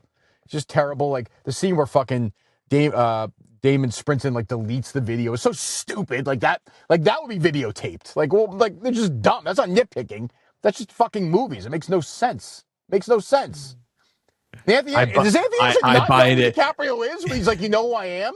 They fucking know this is one of those ones though. Throw me all that dumb shit. I'm chomping on it, hook, line, and sinker. I don't know. I am too. I mean, the rooftop scene is one of the best scenes of the century. I'm enjoying this whole ride. I do fully get the Nicholson being a tipping point, though. If you don't buy into that, it is a movie ruiner. Like if you don't like it, like I can't even really fault you on that. It's like, okay, I get it then.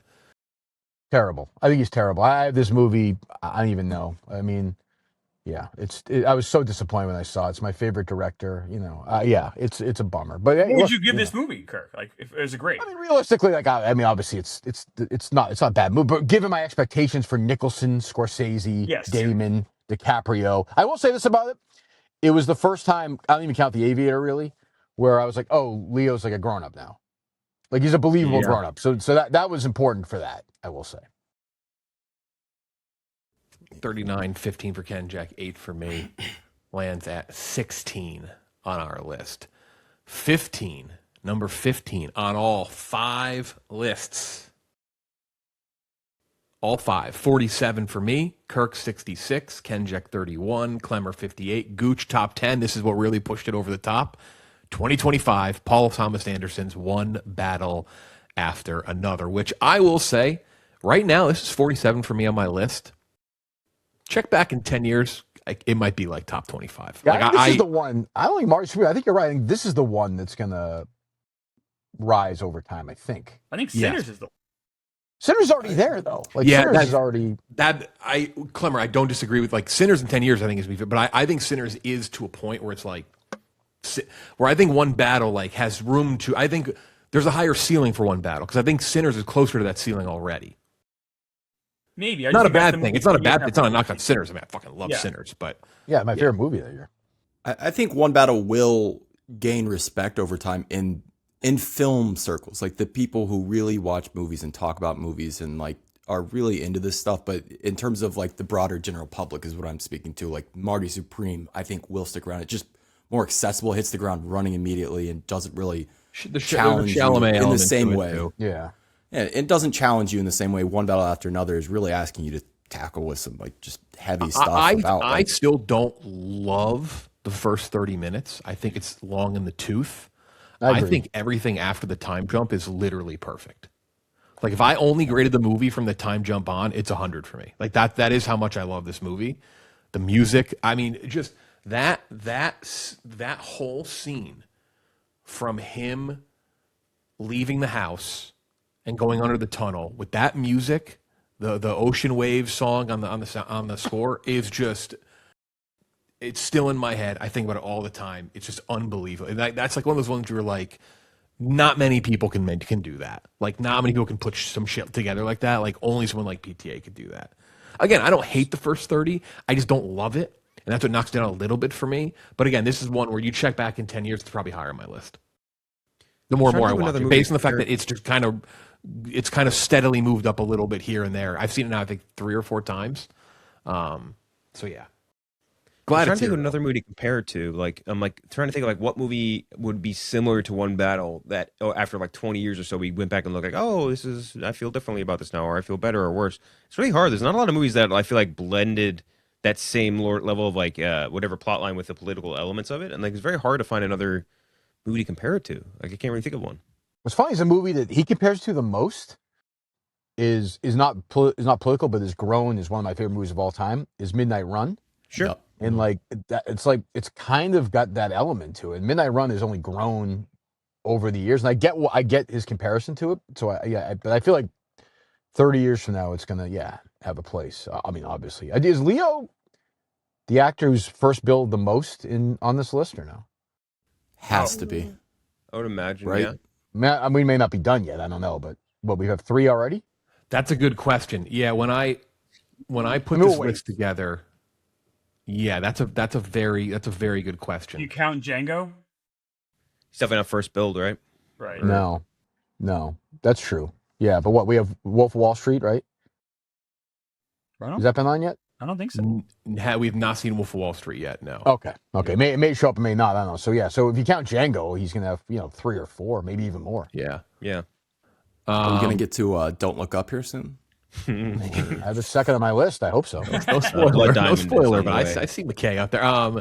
So that is One Battle After Another at 15. Number 14. Oh boy, I'm shocked this isn't on 3 list. It's only on 2, but it's number 3 for 2 people. So it gets a huge bonus of being top 5 and and being a third, which gives you bonus points. Because we could have done this in a way where it was like, what's the average ranking? But I think there would have been, for the most part, almost no disagreement or anything interesting. You don't get The Road to Perdition. You don't get Interstellar. It's like, so that's why we gave the bonus points. So these both get huge bonus points for being 3, and it's 100 out of 100 for me. It's one of the greatest movies ever made, in my opinion. Kenjac, you have it at 3 as well, and that is Lord of the Rings, The Return of the King. Hell yeah. Second Lord of the Rings movie to show up on the list. Obviously, if you're new here and maybe you haven't joined in, Klemmer and Kirk hate Lord of the Rings. So it's never going to be on their list. You know what? I totally respect your opinion, though. Yeah, that's right. I respect your opinion. Yep. Yeah, I mean, I don't know how much we want to wax poetic about fucking Lord of the Rings in the year 2026, but it is what it is to me. It's just this unbelievable epic so many moments. I don't know. You either love it or you don't. What do we compare this to? We were comparing to the other day. Oh, we're talking about this first Dune. Dune, I would tell people, like, even if it's not your cup of tea, give it another try. Where I said, again, if you don't like Lord of the Rings and you tell me you watched it and didn't like it, I wouldn't say that. I'd be like, all good. Like, yep, that's just not your thing. Like, I understand it. Because it is a lot. It is a lot. But I fucking love it. I love all of it. I imagine, like, showing this to Klemmer and just being like it's literally torture devices. Like, every single disc on the fucking Blu-rays. Look at that. A whole nother page of them. Poor Ian Holm. Oh, the one thing I'll say about these movies, and I think, Kenjac, you agree with that. If you're showing someone these movies for the first time, do not show them the fucking extended cut. Do not show them I the did that extended too. Jesus. No. There's extended cuts of this? I did that too. It's like 4 hours long. The extended cut. Oh, you didn't know about the extended? Almighty. Oh. Die Hard. They are incredible. They are incredible. I did this to my They're wife. like 4 hours long. She said like more trees and stuff. Just a lot of walking around in the woods. They There actually legitimately show is a a lot more sleepover trees. in the bed at the end of Return of the King. They're all in the bed together. They should do a crossover. Part 2 of Michael. They should have friggin' Sean Astin show up. Dude, what do you call it? I did this to my wife. She said, like, on my birthday a while back, she's like, I'll watch whatever movie you want. And I'm like, okay, we're watching Lord of the Rings. And we did the extended edition Fellowship of the Ring, which is 4 hours long. And I kept telling her, she's like, wow, it's getting how much longer stuff? I'm like, yeah, we're probably like almost there. And then I accidentally hit the remote and it showed like the screen thing. And then we're like halfway through. It's been 2 hours. And she's like, no, we're done. It's over. Happy birthday. It's over. That's abuse, I think, Kenjac. What are you, Drew Peterson? Jesus Christ. Just the different elements of the battle, the red of their hair. Oh my god, just that's one of my favorite moments. When they fucking show up over that hill and you zoom out. So just good. Hell yeah. Oh, yeah. I mean, Bernard at Hill. this point, what more are we Yeah. gonna say? It's like Lord of the Rings. That hill is cool. Not Bernard the Hill. hill. Don't mock the it, fucking- Klemmer. Don't the mock. Don't people mock. on horseback. Don't The mock battle. Klemmer. I hate these movies. Hear these movies. I know you do. I know you hate them. them. Walk away. I hate these fucking. Lord of the Rings: Return of the King, Best picture. Best Picture winner. It's again, it is, but I won't ever try and convince someone to like these. You either like it or you don't, and I do Also, get it. yeah. I do. Peter Jackson totally being get it. skinny now is like weird too. I don't like that. It's just like a whole thing.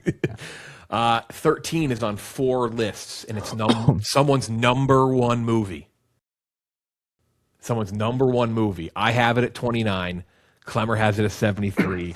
Gooch has it at 46. Kirk has it at 1. That is 2007 David Fincher's Zodiac. Zodiac, Kirk, your number one ranked movie of the century. Yeah, I mean, just a masterpiece. Like a movie that you can watch it. You learn something new every time you watch it. You know, incredible director. Like just the intricacies of it. Every shot matters. Every performance. Even Gyllenhaal, I think people criticize. I think is cast correctly in this movie. Not a false note. Anthony Edwards, unbelievable. Ruffalo, like great example of a great director, like reining in Ruffalo's, wackiness. To me, the scene where they interview him in Break at Work, Lee Arthur Allen, is my favorite scene of the century. It's just a psychological study, a journalism study, in a study of 3 people who break. And I love movies. Another movie that same year that ranks very, very high on my list that I'm sure we'll see much later, focuses on the guy who ultimately failed as well. And I love movies like that where it doesn't work out. Another great ending. The last shot of this movie is fucking great. And it's a great little, to me, the scene when they go down the basement is like a great horror movie scene. Fincher does it all here. I don't think this movie got a single Oscar nomination in 2007. Crazy. Not one. And to me, it's like, somebody just did a Q&A with him. It was Park Chan-wook, I think. It was. Yes, it was. I think it was, right? Or it was Bong. It was Bong Joon-ho. Yes, it was. And he just kept talking about how it's the most important movie he's ever seen. And I get it. The influence of this movie, I think, really resonates. We talk about a movie that's grown. This movie, huge director, had no buzz when it came out. Didn't make any money, really. I saw it opening day. I was stunned. I was like, this is one of the great. I think it's a good companion to All the President's Men. And I think it might be better, honestly, or at least as good. So, yeah, number one for me. Who doesn't have it on their list? Kenjac does not. Kenjac. Well, I mean, there's no hobbits in it. To be fair, if there was at least one walking tree instead and one less John Carroll Lynch, maybe that'd be that would be better. That would.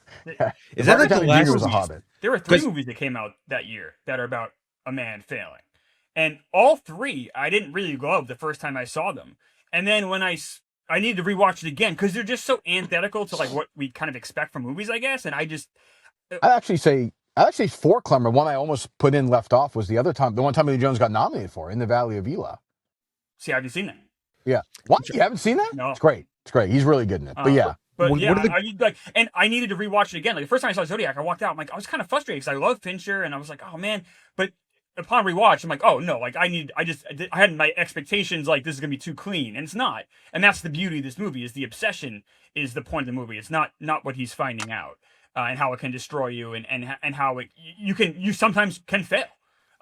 It's a brilliant movie. All the performances are great. I think Gyllenhaal's great. I like everyone in this movie. So underappreciated. Yeah, Fincher really broke him, I guess. What are the great journalism movies of the 21st century? Be this in Spotlight, and then like Nightcrawler, but that's not really about journalism. Kind of is though, Kenjac. She said, definitely. She said for sure. Yeah, She said's a great film. Yeah, of course. But yeah, I mean, I think about this movie all the time. I was watching it a little bit the other day. I'm so bummed when Anthony Edwards leaves. I'm like, oh, fuck. But he's the smartest guy in the movie. He is. I know. He's like, yeah, I don't want to do this. Like, this. He realized what's going to happen if he keeps going down the road. Like that to me is like, the first time I saw that, I didn't pick up on that. I needed to see it again to really understand. Yeah. This is, I think, this is at 46 for me, but every time I rewatch it, it does ascend. Like this is one of the most rewarding rewatches you can sit through, despite how like you said, Klemmer, very frustrating. But that's the point. Like it drives you mad. Oh, Robert Downey Jr. too. He's so great. Good. Before we lost him, in a fun Brian Cox cameo too. He's freaking bringing it.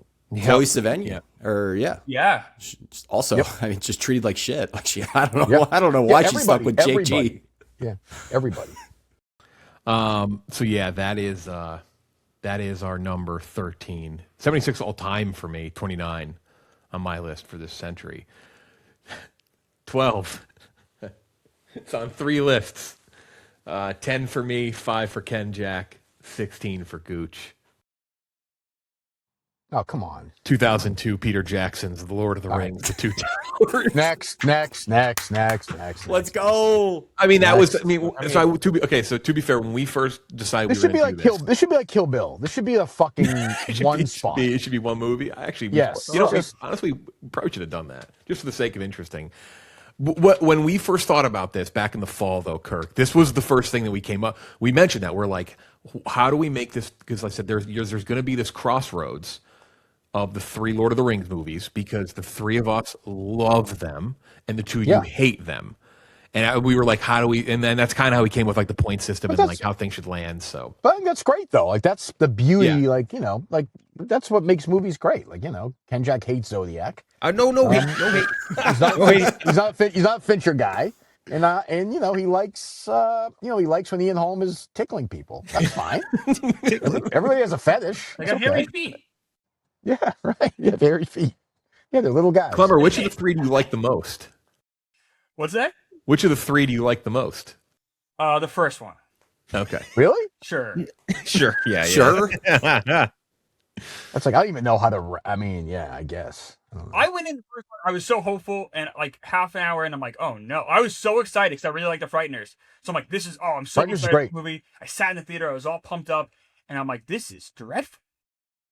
Obviously, they all 3 like they all are very similar, like in terms of like aesthetic and like they are very fantasy driven. But I do think they like within the trilogy are distinct from one another. Like this is the Two Towers. I think has the best blend of drama and action. I think the action is fucking unbelievable in Two Towers. Unbelievable. Yeah, really. I mean, if you really want to think about it one way, like destroying Sauron was like capturing a serial killer in a way because he was trying to genocide all of Middle Earth. No idea what you're talking about, but yeah, probably. Is that Kate Blanchett? So that's 12. Yeah, 20, okay. Moneyball, 19 Children of Men, 18 Hell or High Water, Marty Supreme, 17, The Departed 16, One Battle After Another 15, Lord of the Rings: The Return of the King 14, Zodiac 13, Lord of the Rings: The Two Towers 12. Can't believe the Two Towers are the Zodiac. I actually can't believe I just heard that. I love that it's sandwiched right in I know. between. It's almost like a fucking Lord of the Rings movie now. It's like grouped in with them.